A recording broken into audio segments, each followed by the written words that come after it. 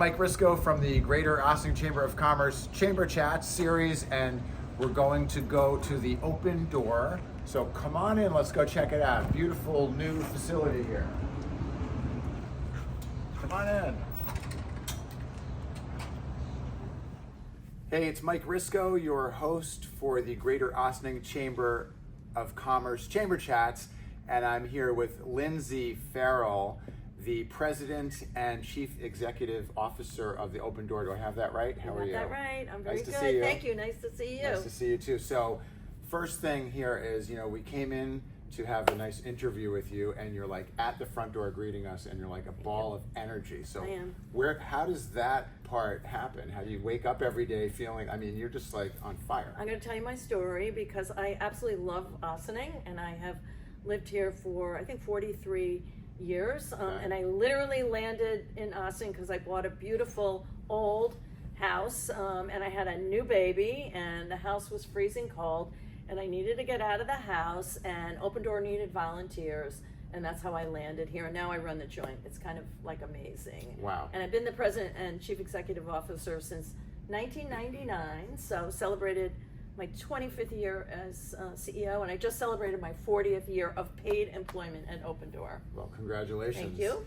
So the Open Door has been a staple here. Can you tell us the history of it, like how it Yes. started, how long it's Yes. been Yes. in existence? And I have to really emphasize, Open Door is really a product of the wonderful people who lived in Ossining. In 1972, there were race riots at the high school, and I think it was very devastating, and maybe you guys remember, but I think it was devastating, and there was a group of people who wanted to do something to sort of counteract. Now again, it was a difficult period in our country.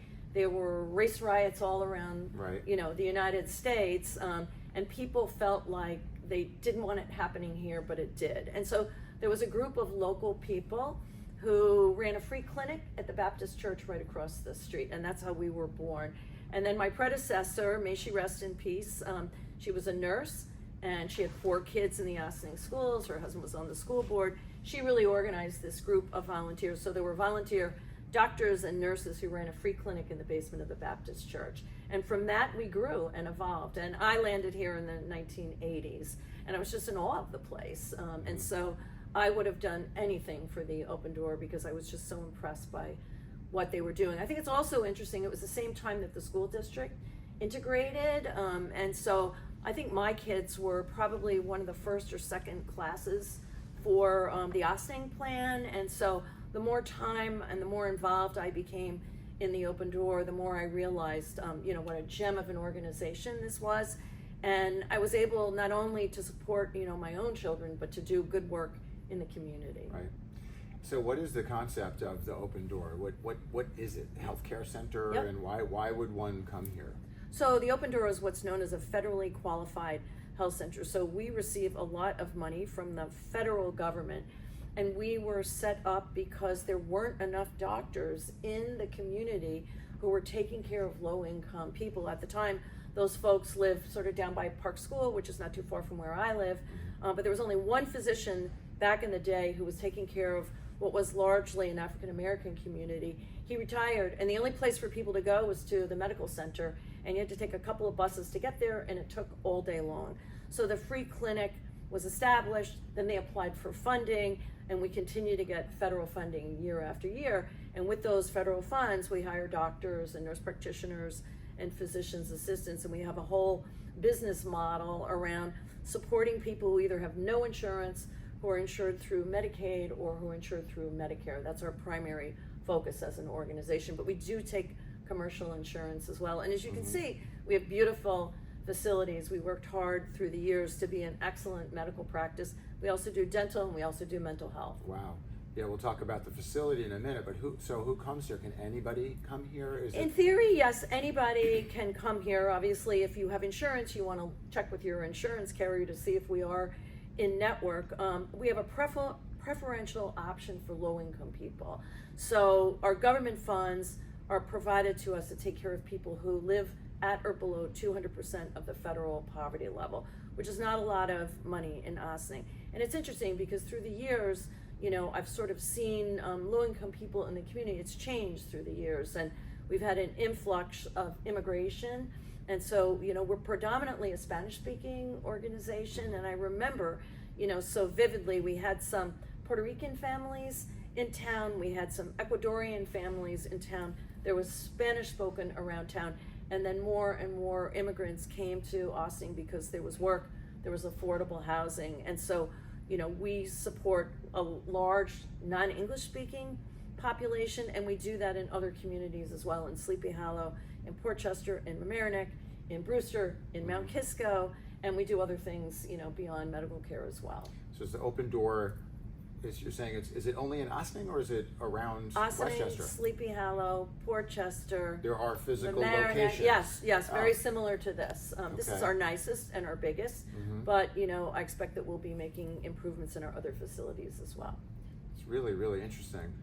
Do you have people here that if you want to find out about it, can people come in, like make an appointment to talk with somebody about Sure. how this works if they Yes, don't have insurance? sure, they can go online, but yes, you can, by all means, check our website. Okay. What the is phone the numbers website? are there. What's the website address? So it's opendoormedical.org, and we just Okay. changed our name. We're now called the Open Door Care Network. Okay. But anyway, it's opendoormedical.org. So you could Google Open Door Care Network, Open Okay. Door Medical, it'll pop up. Okay, and what's the phone number here? 914-941-1263. Okay, that's great. Or Open Door Cares. So there's a place across the street, and Yes. are you keeping that also? Yes. And this, so we're at 2 Church Street now, Yes, we're right? at 2 Church Street. Across the street is 165 Main Street. That's our original facility. And we're doing a huge dental expansion across the street. Everybody needs dental care. Dental care is extremely expensive. If you're below 300% of the federal poverty level, we will offer you a discount. A lot of people have to get their dental care and pay cash for it. Right. So it's a needed service. But again, we won't be offering you discount if your income is above 300% of the federal poverty How many square level. feet is across the street, and how many is here? Yeah, there's about 21,000 square feet across the street. There's about 22,000 square feet here, so that's a lot of square Wow. footage. Yep. It's amazing. So how did you get into this? What was your career before Yes. this, and what do you do? Yes. Who is Lindsay Farrell besides thank you for being asking. the president and the chief well, executive officer? I love to sing, Okay. and I never was able to earn my living as a singer, and so when I moved to Ossining, I was actually an interior decorator, and Okay. I did some work, You're for very stylish. Yes, very, thank you. But anyway, I majored in French, if you can believe it. But when I got here, I absolutely fell in love with what this organization was doing. So eventually, I went back to business school and got an MBA. And when Marge Griesmer, the founder of the Open Door, was retiring, I really wanted her job, and so I applied and I got it. Okay. You're a singer, you said. I am a singer. I sang at my church for many years. You're an opera singer? I studied opera, yes, and I had a wonderful voice teacher, and I sang in a band back in the day, but this has taken up a lot of my time. I'm also a triathlete, and so between the triathlons and my job, I don't have enough time for singing, but I do hope that when I retire in 2 years, I'll be back to singing. Wow, you have a full plate. I do. This is really, really cool. Thank you. And I have a grandchild, and she can sing, and so I'm like thrilled because maybe she'll be able to take lessons with you. That would be so exciting.